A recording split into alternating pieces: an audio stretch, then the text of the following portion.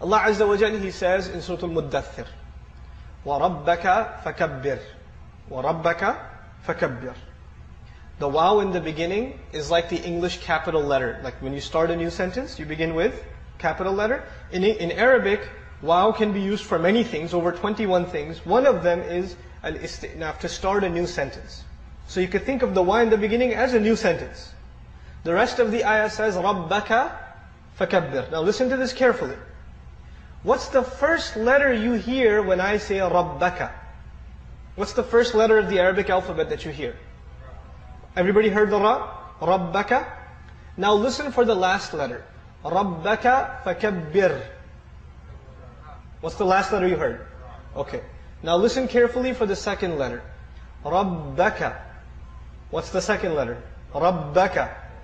Ba. Listen for the second last letter. رَبَّكَ فَكَبِّرْ.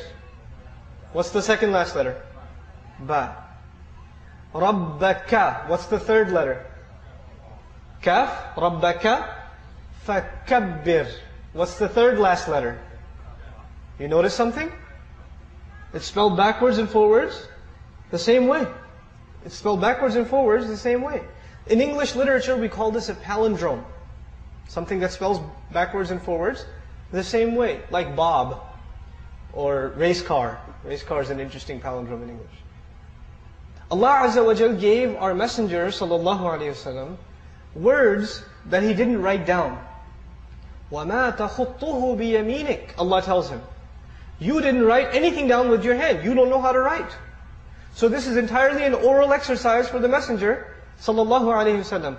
And once he says something, he doesn't edit it. He doesn't correct it. That's it. Allah revealed it and that's it. There's no, I didn't mean to say that, let me change the way I said it, etc., etc. Right? It's exactly the way Allah instructed him to recite.